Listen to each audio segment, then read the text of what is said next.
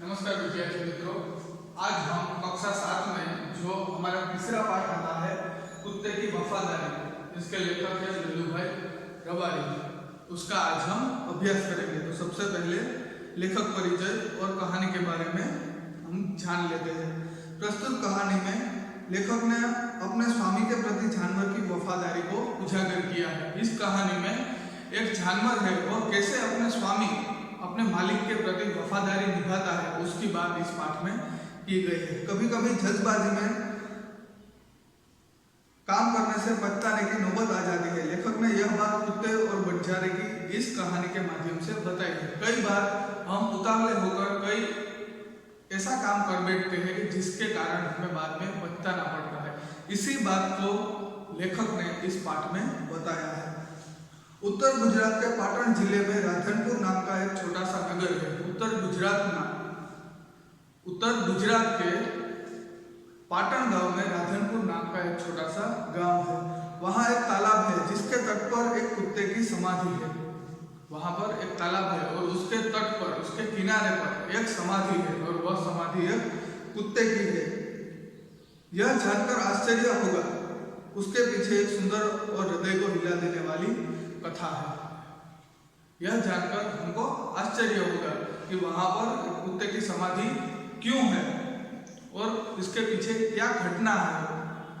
तो उसी घटना को इस पाठ में बताया गया है। इस पाठ के अंत में मैं भी आपको एक ऐसी ही घटना के बारे में बताऊंगा। तो पाठ हम शुरू करने से पहले मैं आपको इस पाठ का एनिमेशन वीडियो दिखाता हूं, आप पहले वह देख लीजिए।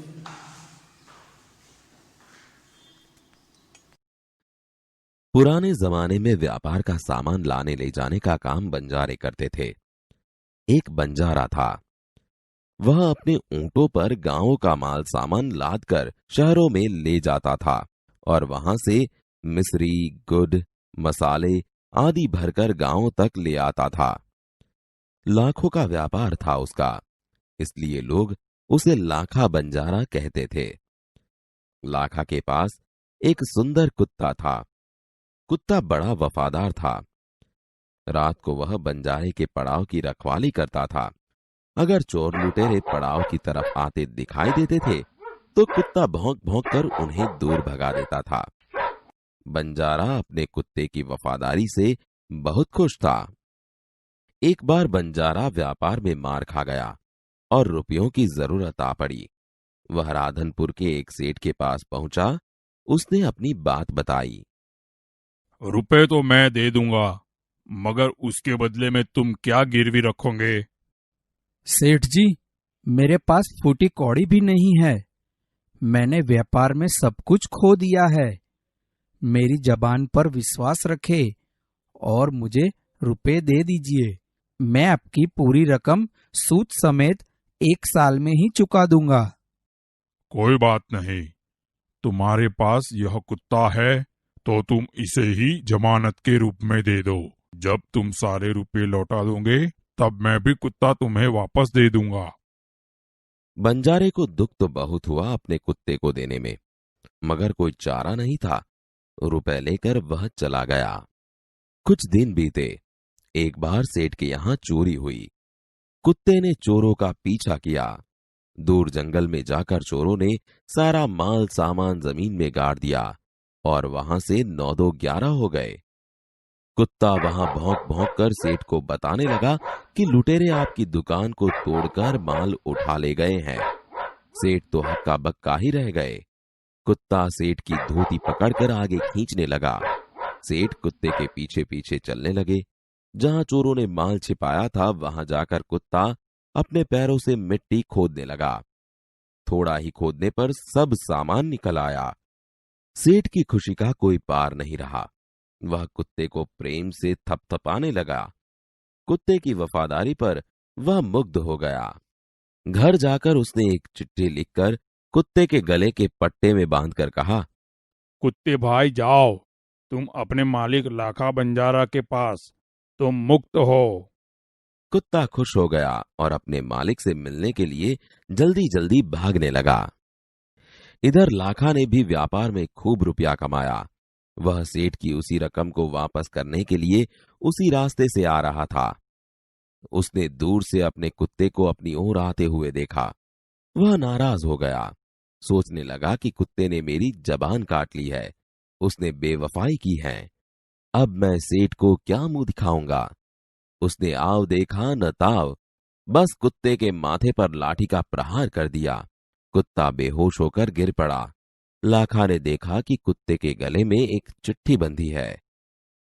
लाखा, तुम्हारे कुत्ते ने मुझे सूद समेत रुपए लौटा दिए हैं, अतः कुत्ते को मैं मुक्त करता हूँ। उसने मेरे घर चोरी किए माल सामान को वापस दिलवा दिया है। खुश होकर मैंने स्वयं इसे मुक्त किया है। लाखा तो चकित हो गया। वह चिल्लाने लगा, हाय हाय, यह मैंने क्या कर दिया, हाय यह मैंने क्या कर दिया। वह कुत्ते के शव को अपनी गोद में लेकर फूट फूट कर रोने लगा। लेकिन अब पछताए होत क्या, जब चिड़िया चुग गई खेत। उसने उस वफादार कुत्ते की समाधि बनवाई, जो आज भी पाटन जिले के राधनपुर के तालाब के किनारे पर खड़ी है, और उस कुत्ते की वफादारी की कथा संसार को सुना रही है।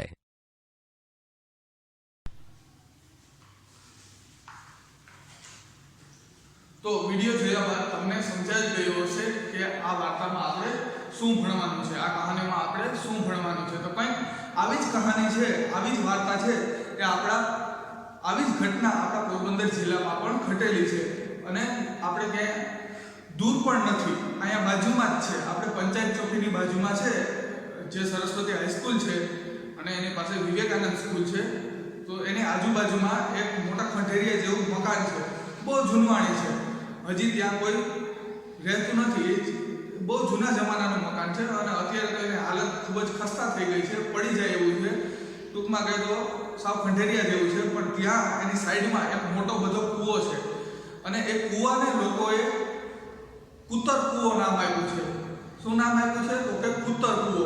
તો આ કૂતર કૂવાની પાછળ શું છે એ વાત રહેલી છે, કઈ ઘટના રહેલી છે। તો આપણે જે આ પાઠમાં ભણવાનું છે એવી જ ઘટના છે એ આપણા પોરબંદરમાં પણ બની ચૂકેલી છે। તો એ હું તમને કહી સમજાવું કે પહેલાના જમાનામાં એ ત્યાં પંચાયત ચોકી પાસે પણ એ જે મકાન છે જે ખંડેરિયા જેવું છે અત્યારે તો, પણ પહેલાના જમાનામાં ખૂબ સુંદર હશે, આપણે જોઈએ તો જ આપણે ખબર પડી જાય। તો ત્યાં છે એ વણઝારો રહેતો, એની પત્ની અને એને કોઈ બાળક હતું નહીં, તે તેની પત્ની સાથે જ ત્યાં રહેતો અને તેની પાસે એક કૂતરો હતો। જેમ આ વાર્તામાં એક કૂતરો છે તેવી જ રીતે એ વણઝારા પાસે પણ એક કૂતરો હતો અને બહુ પહેલાના જમાનામાં દુકાળ પડેલો કે લોકોને ખાવા માટે અન્ન પણ નહોતું અને એ દુકાળની પરિસ્થિતિમાં કચ્છ બાજુથી કોઈ વેપારીઓ છે એ આપણા પોરબંદરમાં આવેલા।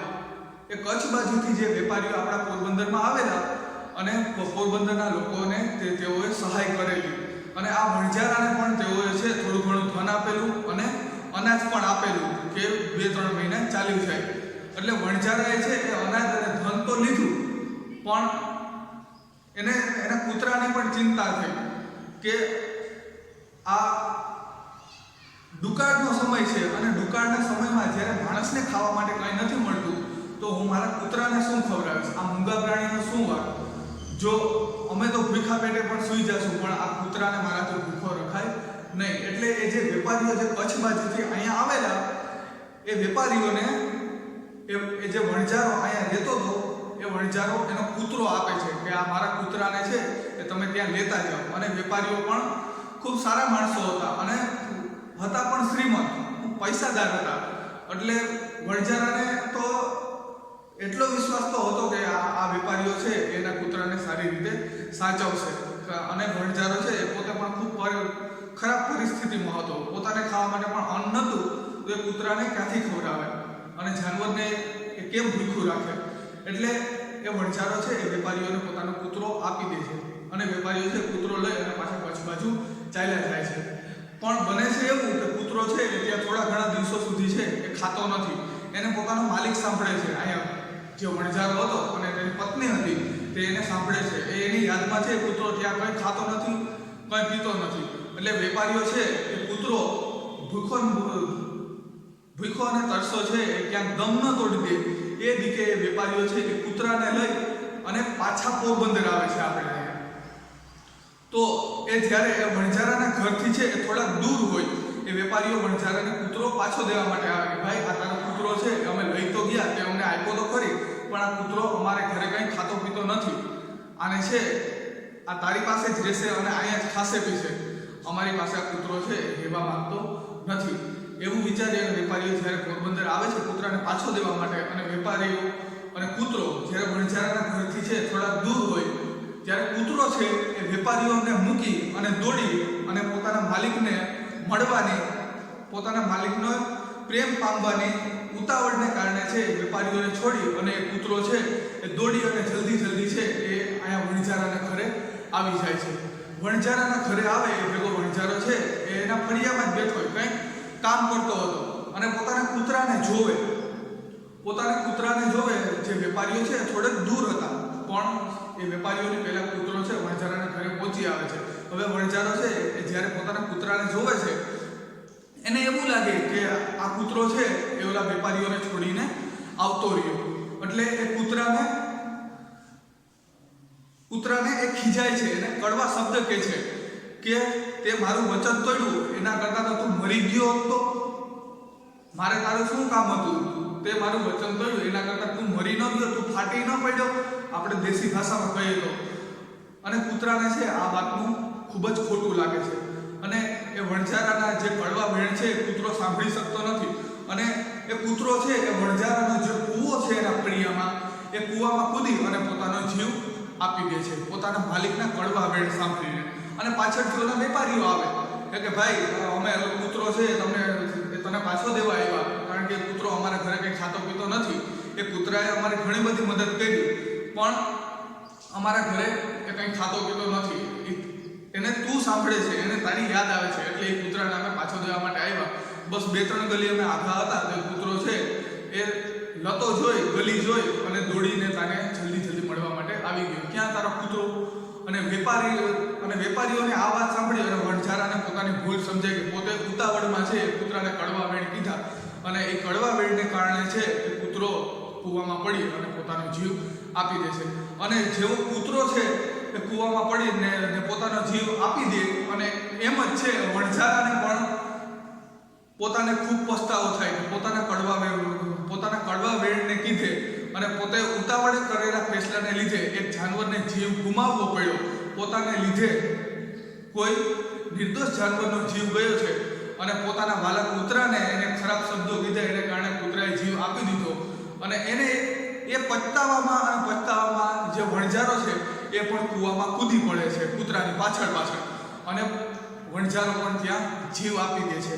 અને એ ઘટનાને કારણે એ કૂવો હજુ પણ ત્યાં છે, અને એ કૂવાને લોકો છે એ કૂતર કૂવો તરીકે ઓળખે છે. તો જો કોઈને ત્યાં મુલાકાત લેવી હોય તો જોઈ શકે છે.